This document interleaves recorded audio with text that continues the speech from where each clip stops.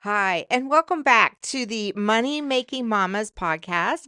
I'm Nancy Wallace Lobbs. And I'm Kelsey Laka. And if you didn't know, we are a mother daughter duo. We're having a mother daughter duo day, right?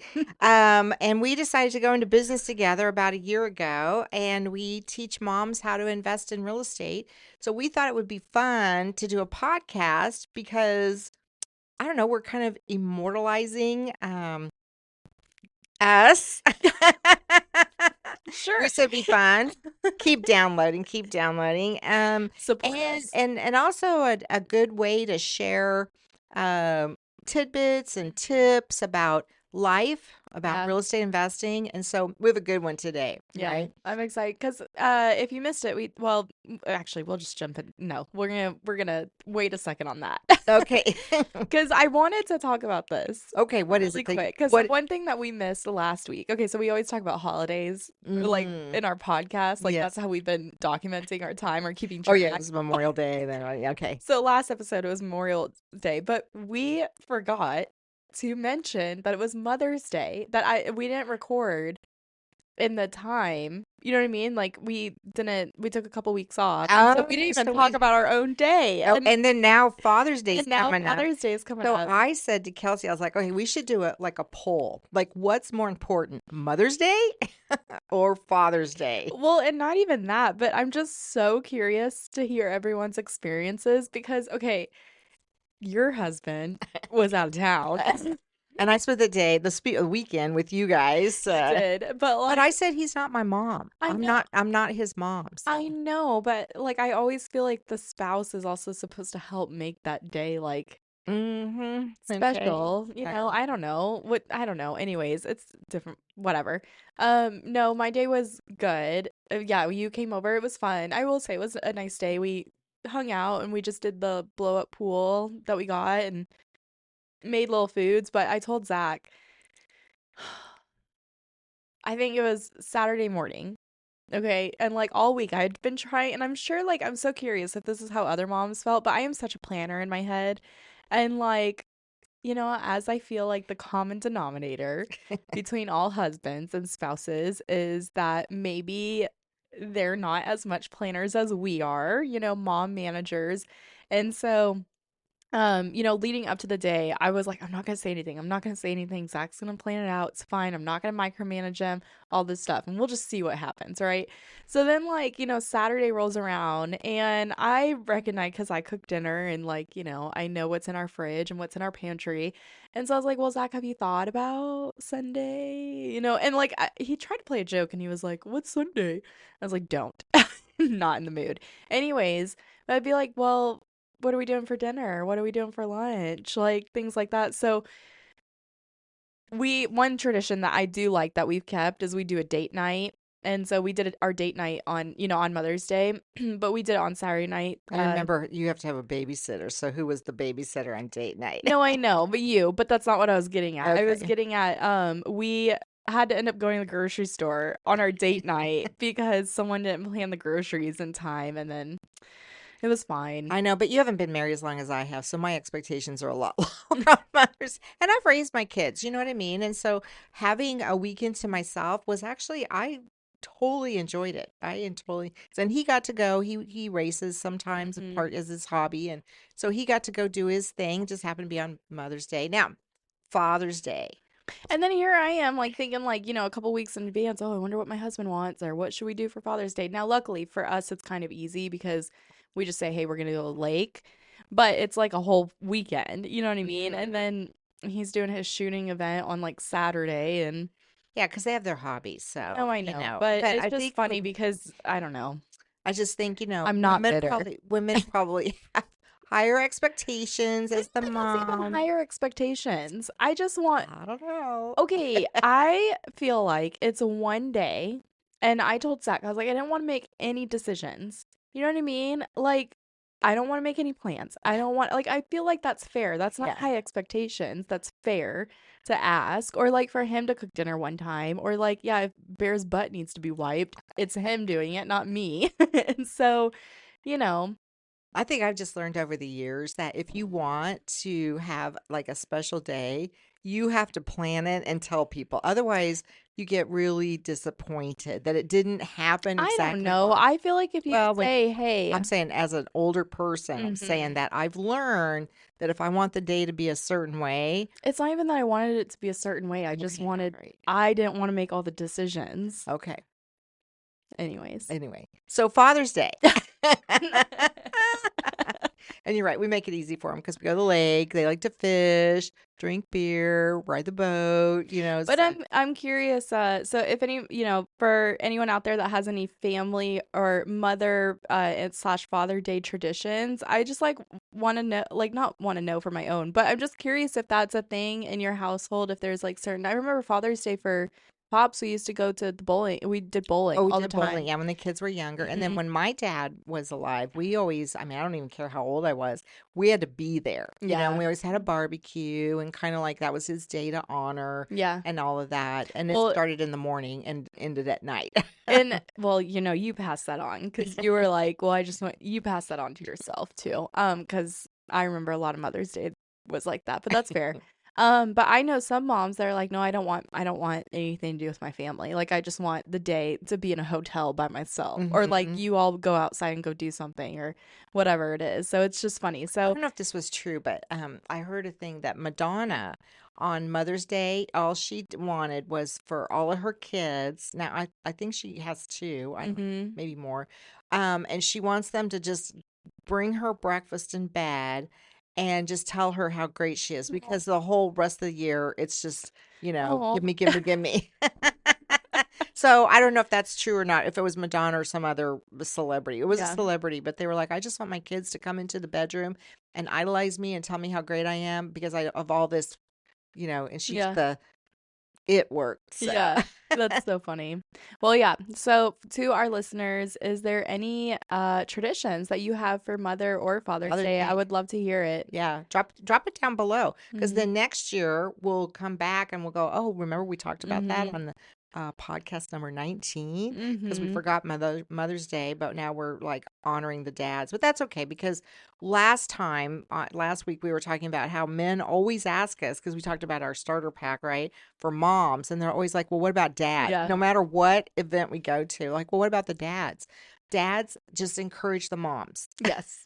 Yeah. So Mhm. Yeah. well, what are we talking about today, Kelsey? Yeah. So, early on, we did an episode about short-term rentals and and that was actually a fun episode. I didn't, sometimes when we bring up our topics, or if you bring up a topic to me, I'm like, yeah, I don't know about that, but and I know vice versa too. But our short-term rental episode was actually really good. It was one of my favorite episodes to record. So if you haven't heard that one, go back and listen. I think it's a really good one. And so today, well, actually, then last week we mentioned that we are, on the hunt again for our own properties to invest in that we're really partnering on. So the first time that I invested, mom really was like, okay, do this, sign this, and here's that, kind of situation. So this time we're going in, we're looking at all different kind of properties, which fingers crossed we might have found one. So we'll keep you updated about that in the next couple episodes. But anyways, so I thought it would be good to talk about long-term rentals Okay. and kind of the do's and don'ts there, and yeah, just kind of how to go about that situation, all the way from finding a property to making sure you have the right tenants in there, and how do you handle the AC goes out at 11 p.m. at night and things like that. So I thought it would be a good episode just to kind of dive into that. Okay. And I did used to be a property manager, but I don't do that anymore. But Yeah. so I'm going to bring some of that. So, we talked about the finding the property, Mhm. right? So my criteria has for long-term rentals have always been 3 bedroom, 2 bath, 15, 18. I talk about a lot of times. Because you can rent them all day long. Mhm. I have very little vacancy. Yeah. Prior to COVID, I used to do leases that were like 2 years. Mhm. And I like that. Since COVID, I don't do that anymore because some people that didn't happen to us, but where the tenant stopped paying, Yeah. you couldn't evict them. So I didn't really like that. So I tend to do 6 months to 12 months now, Yeah. leases at a time. I also, I'm going to kind of say some things that I didn't do very well in the beginning. Yeah. That I didn't do enough rent increases over the Mm, years, and so I kind of, when you have long-term tenants, you kind of weigh, okay, they're a good tenant versus, if they move, then you have to do all these, upgrades and maintenance on the right. property and that kind of thing. So, but just to start off, the 3 bedroom, 2 bath, that's always been my criteria Mhm. because it rents easily, Yeah. 1 baths, I don't do Yeah. because if you think about it, 3 bedroom, usually, it's usually going to be families that Mhm. rent your property. And just think about if you have, even if you have 2 people in the Mhm. house, it's nice to have that extra bathroom, right? Right. Because you never know. You Yeah. just need to do it. And they're just easier to rent. Um, then the next thing I look for is I look at, would I or my at the time my child live here, right? Yeah. So it might not be the nicest house, but it will be safe, Yeah. right? So I look for things that um like I'm looking at it as like, okay, would I feel comfortable living in this neighborhood? Would I feel comfortable raising my kids in this neighborhood? Yeah. Um and again, I'm going after the tenants that people I'm looking for people that would probably want to buy a home but they just can't for right now. Right. Or they have other things, they don't really want the upkeep of a house. Yeah. I'm looking for people that want to rent and raise a family. So Yeah. I typically look at school areas, it doesn't have to be like top rated, but it has to be decent, can't be the Yeah. bottom of the barrel. Um, and so once I find identify the property and I also, know how much the rent is I can charge in that area, then after I've got all that and I've closed on the property, the next thing is to find the tenant. And so I think where investors fall down is they don't know how to screen the tenant, Yeah. how to attract the right tenant and how to keep the right tenant, Yeah. right? So it first starts with the Well, property. hold on. You're jumping real Oh, okay, I'm ahead. sorry. We're not Okay. even there yet. We haven't even found our property. Okay. So we're light years ahead. So Okay. yeah, so I think the property and one thing that if you missed in our last episode, we talked about our Mom Investor Starter Pack, which has several tools to help you buy your first investment properties. And one of those is the market analyzer tool and the neighborhood checklist. And both of those things can help a ton when you're finding the property. So like you were saying, make sure it's a good, like there's a good school nearby. Maybe there's some parks. Maybe is it an HOA? Is it not an HOA? Would a house in an HOA be a good property to have as a long-term rental? Actually, I've had both, and so there's pros and cons. So on one hand, a good HOA, like if the tenant is not taking care of the yard, you're going to be notified. If the tenant, and you could put all these things in the lease too. But so if the HOA, you have to be familiar with what the HOA do's and don'ts are, right? So, like a lot of times, if a HOA has a pool, like, so if I'm going to do an HOA, I want it to have amenities, Yeah, not just like, oh, mow your grass kind of right. thing. But when I do have a property in an HOA, then it's as a landlord, I also need to make sure that my tenant knows that the property has an HOA and here's the rules of the HOA, and you have to put that in the lease. Mhm. So because if they violate the rules, then the HOA doesn't go after the tenant; they come after the landlord. Yep. So, Mhm. but yes, Yeah. So, so yeah, I think property wise, I agree with you. 3 bedroom, two bath, and that's just I think from just being around you and all the houses that you've had. well, and the other thing, I mean, a 4 bedroom will rent, a 5 bedroom maybe a little harder, but the maintenance cost, that's Yeah. the other reason I stay because that square footage of between 15 and 1800, I Mhm. mean, it might be a little bit bigger.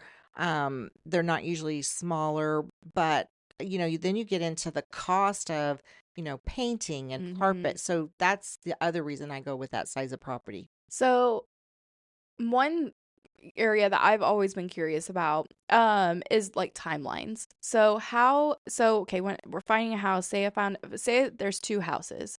One is like more turnkey. Okay, like great. That would be fantastic cuz you would buy it and like immediately rent it out.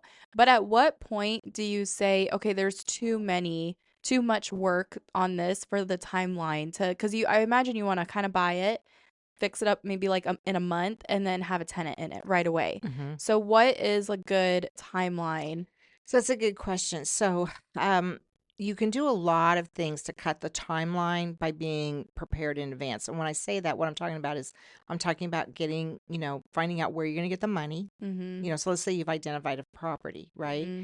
Now, going in and then let's just talk about what needs to be done. So, if it's foundation, I mean, you're going to have to hire somebody. So, do Right. you already have? So, my question then would be, do you already have vendors that you can use? Because Mm, you might close on a house and then you find out the vendor can't get out there for 2 or 3 weeks because everybody's buying a house mm, and you don't want to just on foundation, you want to go with a good company. So sometimes they have, 2, 3 weeks wait. yeah. So what I do is if I know I'm looking at a property, then I go ahead and contact that foundation company and go, hey, when can you go out there? And a lot of foundation companies will go out during your inspection. So you can do that ahead of time. So Mm-hmm. that's good. Mm-hmm. Because if there's foundation problems, you have to have that one, that has to be done first Yep. before you can do anything. Yep.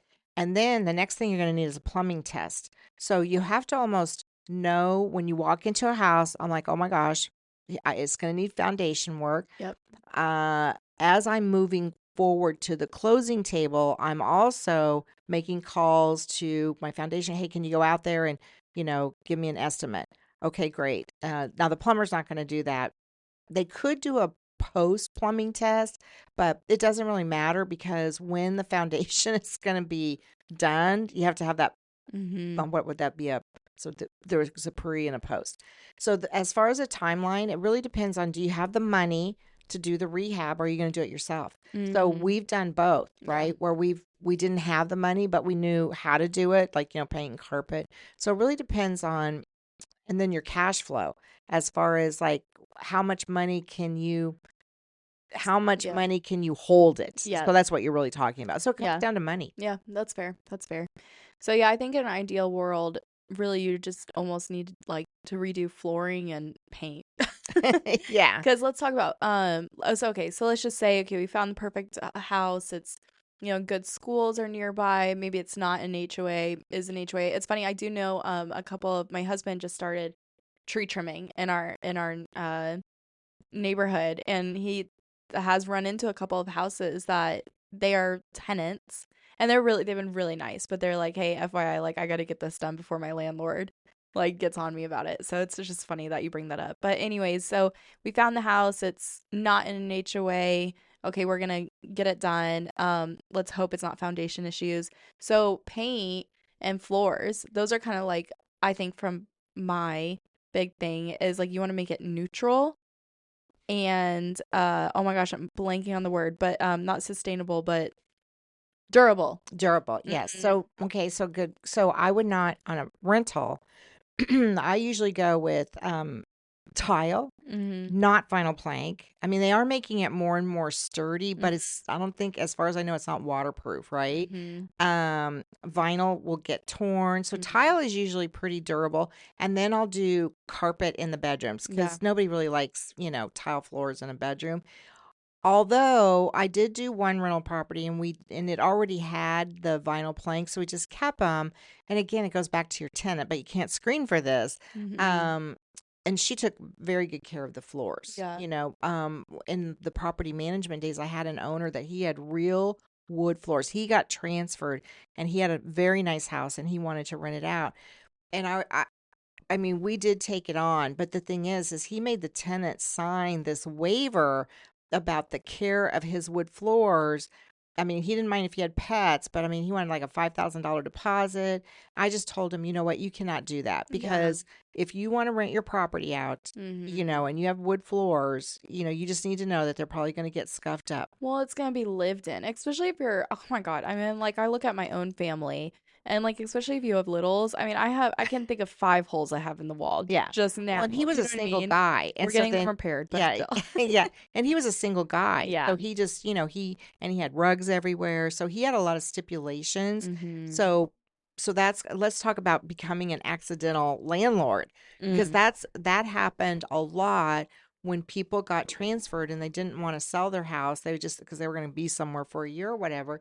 and they became what I call an accidental landlord. They did not set out to be a landlord for whatever reason. They Yeah. couldn't or didn't want to sell their house.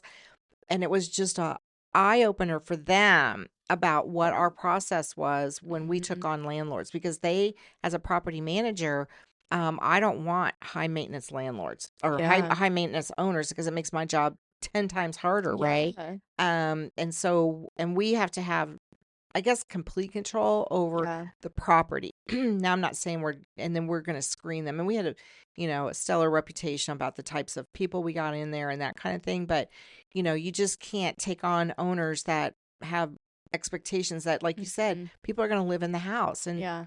sometimes things happen. Yeah, definitely.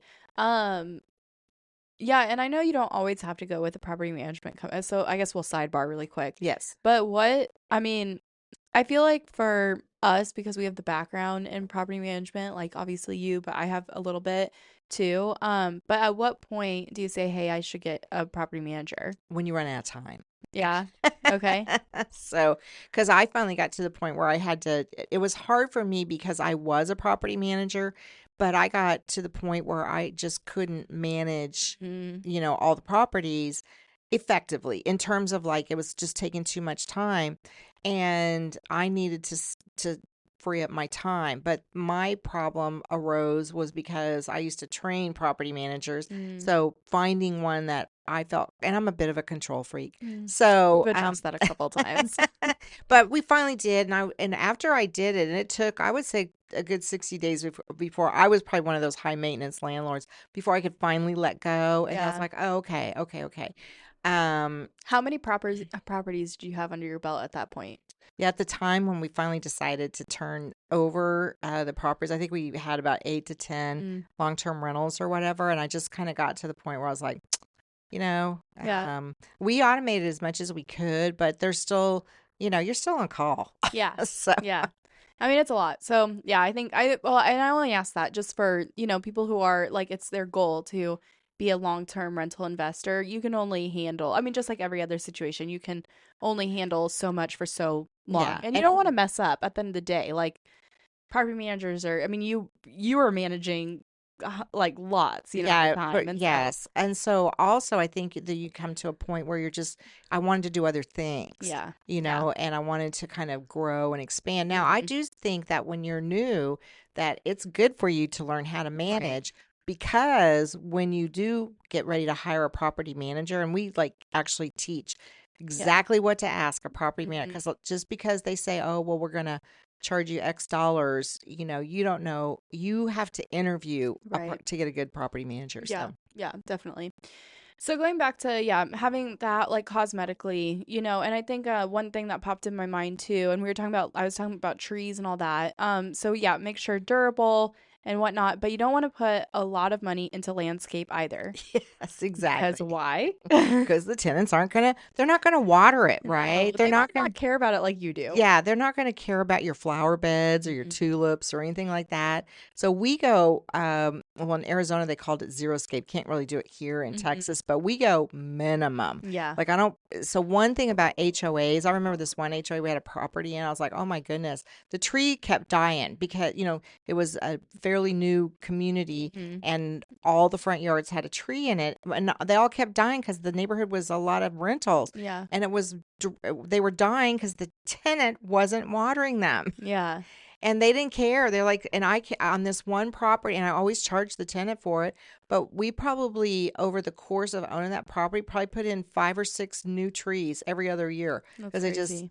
because they would die, and then it'd be like 6, 8 months before the HOA would catch it. But flowers or weeds in the flower beds, like, Mhm. number one, complaint from HOAs. So yeah, I didn't worry about shrub. If they died in the freeze and I didn't have to replace them, I never did. Yeah, yeah, yeah. So don't spend a lot of money on your landscape.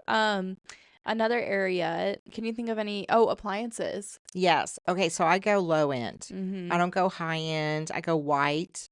Yeah, I mean, maybe stainless steel, but scratch and dent, mhm. I go, because, again, Durability. durability, and tenants are probably, I'm not going to put in a high end dishwasher because tenants aren't going to take care of it like, it should be taken care of. Mm, And, I have found appliances, dishwashers, the stove, the microwave, they last as long as I need them to last. I yeah. mean, if I have to replace them like every 5, 6 years, I'm good with that. Yeah.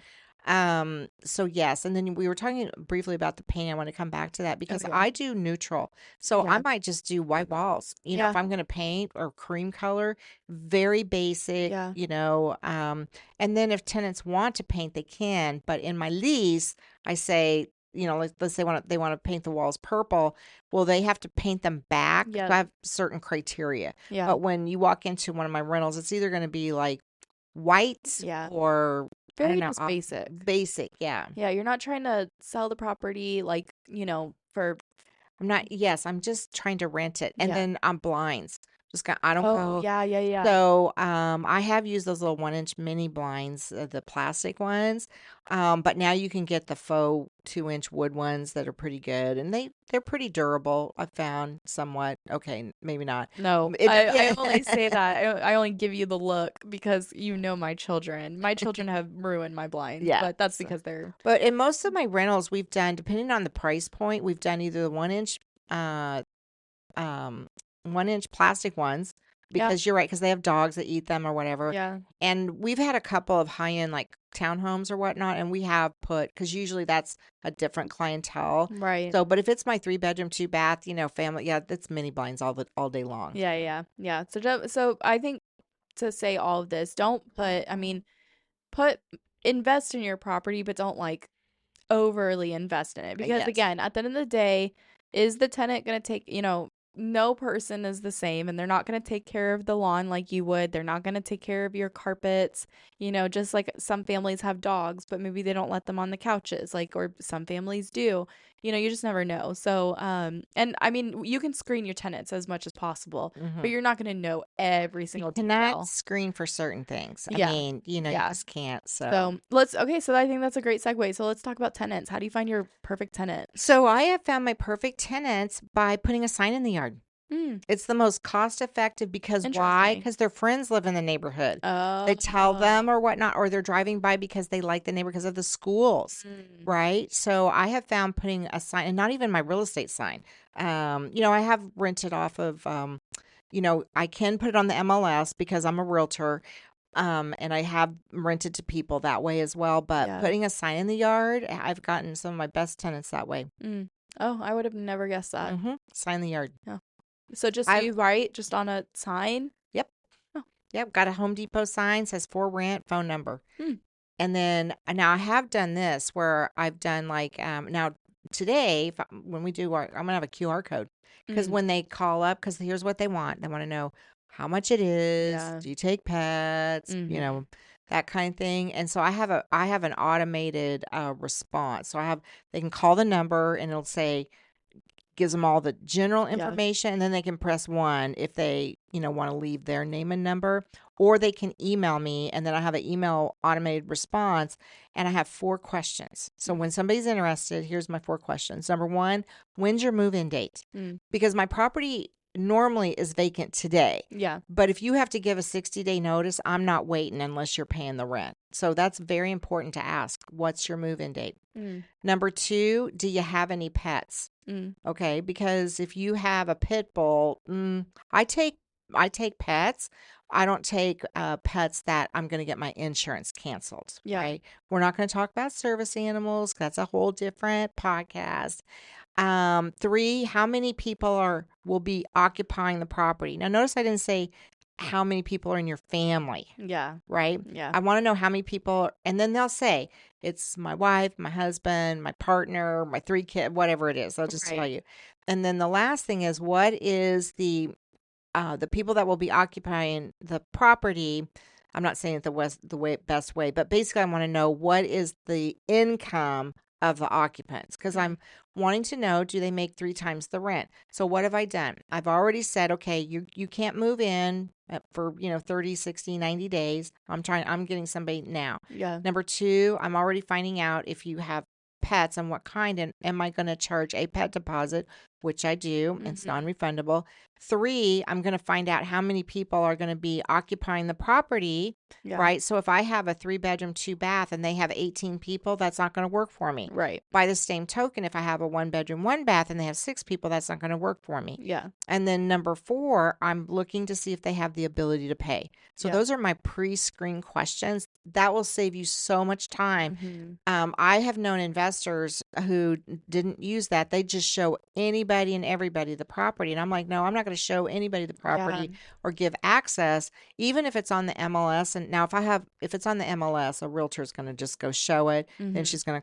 he or she's going to call me and go, oh, well, blah, blah, blah. Same questions. Mhm. Yeah. Here's my questions, right back. Then if it's off the sign, right? Then after that they have an application they fill out. They so now we're going to do the background check, Yeah. right? So on the application they have to consent, they sign saying that I can run their credit.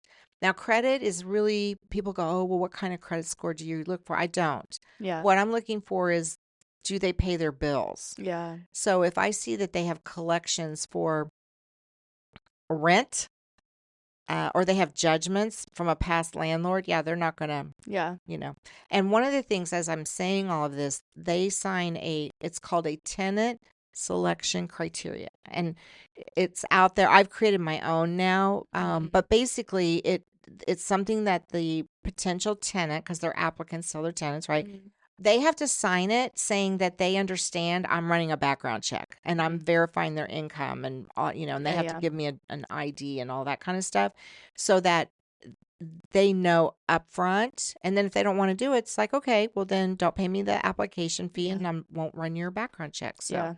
I think there's so much that you could talk about tenants, like you yourself. oh, yes. I think that could be 2 episodes alone. Well, I will say this about, it's always fun to talk about the bad stories, but in general, so I managed for over 10 years a lot of doors, Yeah. right? So it was like 125 properties um by myself. I had a couple people helping, but I mean, I pretty much did that myself. And I will say that the stories, that of the tenants that broke the lease, that they're fun to talk about, right? The Yeah. horror stories, but I would say 80 to 85% of the tenants that I managed never had a problem. Always paid their rent on time, left their property in pretty good condition, and usually got their security deposit back. Um, it was when and I think that was because we screened so well on the front end. Mm-hmm. And here's a tip. We didn't, so a lot of times you go and let's say the rent is $2,000. And so they'll say, okay, security deposit is $2,000. There's no rule that says you can only charge 1 month's rent for a security deposit. Mm. So we actually charged more. So whenever we advertised the property on the MLS, the security deposit, so let's say the rent was 2,000. So the security deposit minimally would be 2,200. So if people didn't have good credit, didn't we never we started more and more towards the end just charging one and a half times the security deposit. Mm. And I would just tell people, look, it's totally non-refundable. Here's what you need to do to get it back. And we would tell them that in their orientation. Mm. So I think that's why we always had a pretty good track record. Just very communicative. Yes, and Mm. transparent, Yeah. because I want them to make my job easy. Yeah. Yeah. Yeah. Definitely. I want you to do this. And then I well, we did a podcast and so or was on our YouTube channel, and some random tenant, because I haven't done property management in like a long time. And remember that comment? We deleted it, but it was like some Yeah. random person. They were anonymous and they said, "Oh, I remember when you used to manage properties and you were always so rude to me." Well, you were probably the tenant that didn't pay your rent. Yeah. There's probably And a there is a reason for bad that. review out there on Google. You probably find it still, but it was from a tenant, and I didn't even say anything about it. She broke the lease and she left the place a mess and everything, and so she was mad and she went and so if an owner writes you a bad review, that's a different story. But this was a tenant, so I was just like, you know what, I was doing my job because I work Yeah. for the owner, not the Right. tenant. Right. Yeah, so she was mad and she went out there and wrote a bad review. And about, I don't know, I was at some network meeting. This has like been years ago. And somebody brought that up. And I go, that's because I was a damn good property manager. Yeah, yeah, yeah, yeah. She was mad because yeah, she broke the rules. Yeah, she did. So, So, okay, so we found the good, tenant. We're ready to bring them in, all that stuff. They're going to move in. So, let's talk about rent prices and how you figure out your rent prices and just kind of how you go with the money from there. okay. So the rent prices are based on the market, right? Right. Which you So, could do in your market analyzer tool. yes, you can because that's what we talked about. So you want to know, like, if your property's sitting on the market longer than it needs to be, it's probably overpriced, right? Yeah. Because overpriced works the same as, as when you're selling a house. If it's Yeah. sitting on the market, there's a lot of competition. I always tell people, just because you put in quartz countertop doesn't mean a tenant's going to pay $100 more a month in rent. They're just not. Right. So if the house next door only has Corian Mhm. and it's $50 less, that's what they're going to go for, right? Mhm. So you want to make your house as neutral as possible, is what you were, talking about, and Mhm. just nice, right? Clean. Yeah. So once the tenant you've done your background check and all that, then the next step is that you have, I used to have like a packet. I call it the tenant orientation, Mhm. and they had to meet with me Mm. as the property manager, and this is when they get the keys. So in order to get the keys, so they get the lease agreement a couple days before they're going to get the keys, or whenever, maybe a month ahead of time or something like that. But when they sign the applicate or sign the lease, so I've sent them the lease. If they have any questions, they can call me and ask me about it. And then the property is not leased until I get the signed application or I'm sorry, the signed lease agreement and the security deposit in a Yeah. cashier's check. Mm. Then the property is off the market, right? Mm. And so then let's say that they're moving in, in a couple days. So they'll come in to get the keys, and then they have to pay the first month's rent. Now, I get this all the time, but it worked like a charm. So if you have someone who's moving in on, let's say, some random day like the, I don't know, 7th of May, Mhm. right? So what you're going to do is you're going to start your lease agreement on May 7, and you're going to collect in a cashier's check the first month's rent, security deposit, and any pet deposit, right? So you kept getting all that money. Now, Mhm. then on June 1, you're going to prorate the rent that would have been for May 7th. Does that make sense? Yeah. So when to move in any of our properties, they have to pay one full month's rent plus the security deposit plus the pet deposit. Then the second month is prorated. Mm. Okay. Now, why do I do that? It's because I want them to pay a full month's rent. Yeah. I want them to have skin in the game, Yeah. right? And that's all spelled out in the lease agreement. Yeah, so they know what they're So they signing up know. for. It's not like, oh, okay. So once I get the money, and one thing that would happen, and we would get referrals for people to take over their property because they got the investment property, they signed a lease with the tenant, they gave the keys to the tenant a couple days ahead of time because they just want to put stuff in their garage. And Mm. then guess what? The tenant never paid. Mm. Or the landlord took a regular check and Mm. it bounced. Mm. And don't take cash either, Mm. okay? Because like, if they say that they paid it, I mean, just don't. So have a bank account, Yeah. right? Yeah, yeah. We have all of our properties under an limited partnership. I think that's another topic that we talked about, how to set up your entity. But I would strongly say the first couple ones, you don't need to do that, but you should have a separate bank account for your rental property. So you get the money, and I'm I don't want to get too far in the weeds about this. So as a property manager, I had to keep the security deposits in a separate account from Mm. the properties I manage. But for mine, it just all went into the same. Right. You just have to have a good accounting system. So anyway, go in there, and all of your expenses, like, so if I have to pay the HOA fee, if I have to, do any work on the property, Really quick, do you charge the tenant for the HOA fee or do you still no, keep that's paying? included. So they Okay. don't have to pay that, the Okay. owner. And I do specify that because here's why. I'll tell you that I don't want the tenant doing it because they're not going to pay it. Yeah. So then guess what? Yeah. Then the Comes back to HOA, you. yeah, comes back, and then I have this and that, so I'm gonna have Yeah. to pay it. But the tenant gets to use the amenities. Mm-hmm. Again, it's all written in the lease, and the lease agreement, um, is about 16, 18 pages long. And just as a comparison, a contract to buy a house is about 9 or 10 pages long. Mm. So, and it can even be longer because we had an addendum and we had a Yeah. pet agreement. So everything is spelled out. Yeah. Everything is spelled out.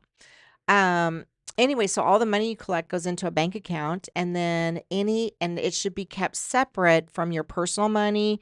It shouldn't be commingled with any other it should be a rental account. Yeah. So if you have, let's just say, I don't know, let's say you have a short-term rental, I would keep those bank accounts separate, Mm. right? Because it's separate income. I mean, because on a short-term rental, you're generally being paid from a platform like Airbnb or VRBO, but with a long-term rental, most of the time you're being paid by the tenant. Right. I have done deals where a church paid, was a minister, and the church was paying the rent, Mm. or an employee was working and the company was paying the rent. Mm. But so ask me whose name is the lease in? Is it the church or business? What do you think? So, I don't know. okay, all right. So this is what I would say to the owner. They'd say, well, should I put the church on there? Should I put the business? Okay, so if you have to evict them, can you evict the church? Oh, no. Is the church living there? No, no. Yeah. So but the church or the business is as a guarantor. So we're getting in the weeds there. Yeah. Yeah. Okay, so getting in the bank account. So I think one of the questions that came in is, what if you have money left over?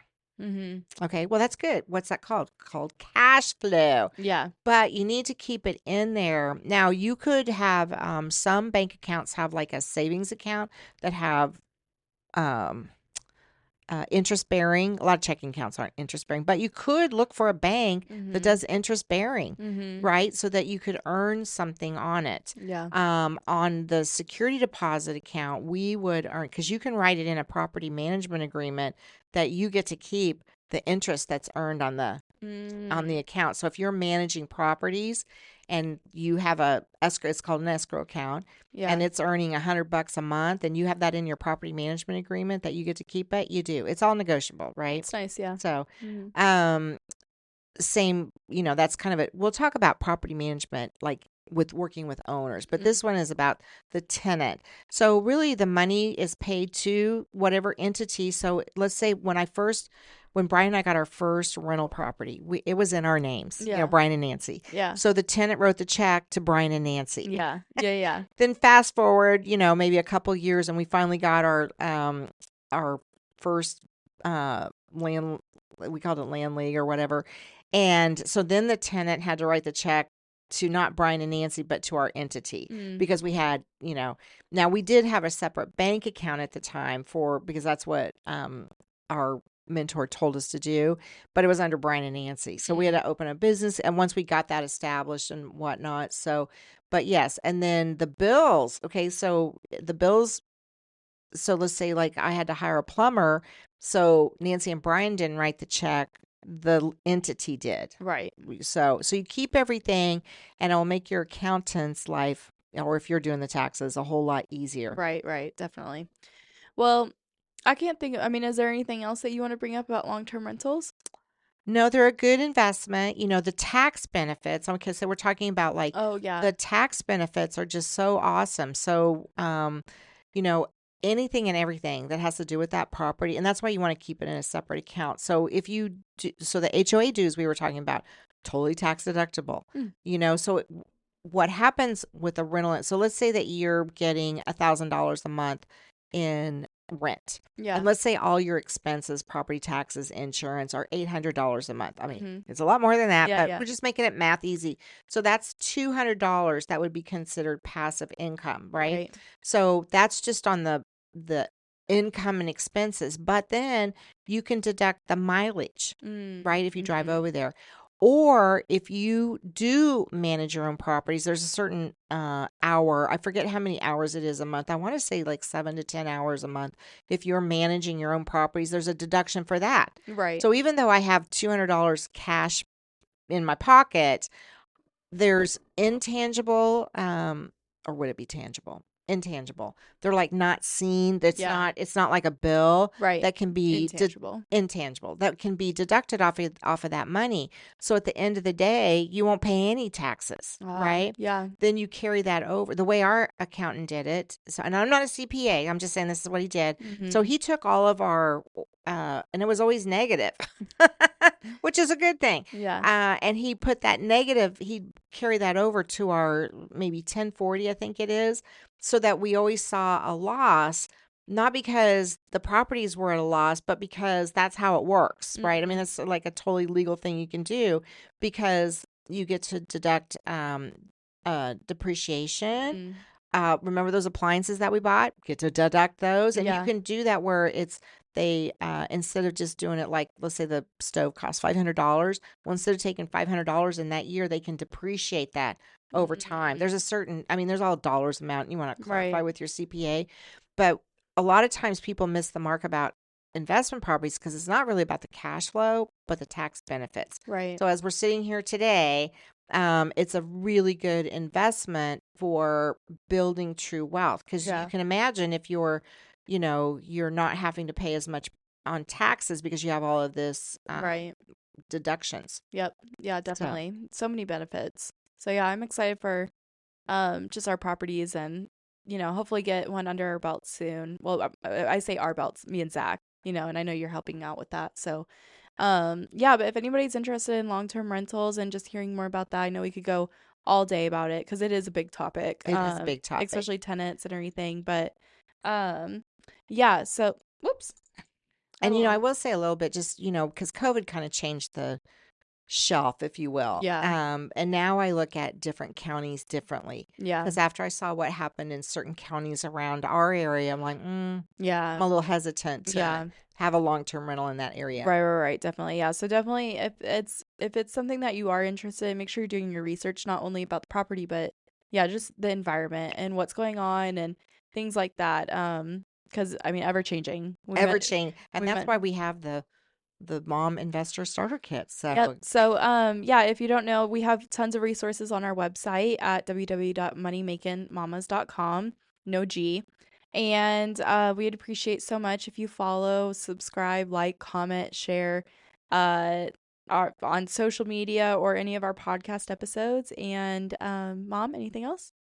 no, I was just gonna say a couple things about garbage disposals. That's so I random. know. It just popped in my head though when we were asking because I Okay. know a landlord that doesn't provide garbage disposals because so many times they get jammed. And I Yeah. actually have a story about garbage disposal because that is a big thing that happens in rental properties is so he doesn't do that. But then I'm like, if you don't have a garbage disposal, they're just going to keep throwing other things down there. But one time a tenant they said, "Oh, the sink is clogged. Call a plumber." So we did, and the plumber came out. And what had happened is remember ramen noodles? Oh, yeah. Okay, so everybody in college, anyway, they had taken a whole packet of ramen noodles and put it in the garbage disposal, and it didn't go down, and it clogged it. Oh, And he was able no. to pull it out because the call was like $125. So the tenant in our leases, we write any stoppages due to tenant use, they have to pay the bill. So that tenant, she up and down was not going to pay. That wasn't her fault. I have the pictures because one of the things about plumbers is they like to take pictures. It might be nasty. And I was like, what is, because when he sent it, I was like, is that ramen noodles? And he's like, yep. So she fought it, and anyway, so she finally did pay it. She didn't like it, but she finally did pay it. Yeah. So, and I have another friend because plumbing stories are like the funniest.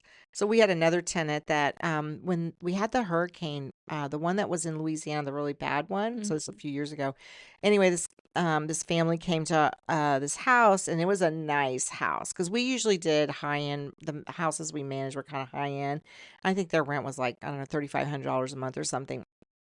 Anyway, so he calls me and he said, "Well, Nancy, I need to have a plumber come out because at the bottom of the toilet, the line that goes into the wall, no, it's a Yeah. clean story. Okay. Okay, there's a shut-off valve, right? Like if you have a leaky toilet, Yeah. so anyway, so and he's telling me the story.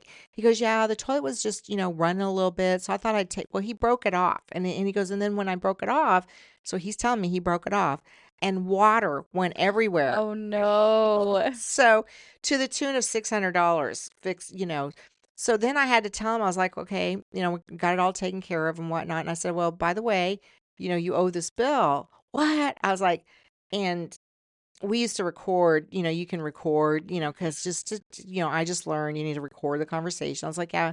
And he had admitted to breaking that off. And I also had followed up with an email. And so he didn't have the $600. So we had Mm. to make payment. I mean, he did pay, he did Yeah. understand, Yeah. but he made payments. And I Mm. think he was paying like $50 a month for a $600. What is that? Like 12 months or something Yeah. like that. But he finally paid it or whatnot. And what I was going to say about that, he came from the hurricane, because there was a lot of people that came to Texas when the Yeah. big hurricane in Louisiana there.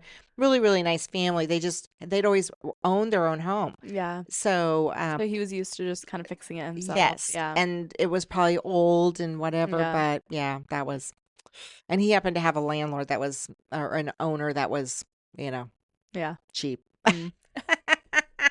So don't be cheap. Don't be cheap. Don't be cheap. So, but Yeah. yeah, and I guess, with being a property manager, when you do hire one, you have to find one that's professional, that'll teach, I, the office that I went into, the girl before me, she was really, really nice.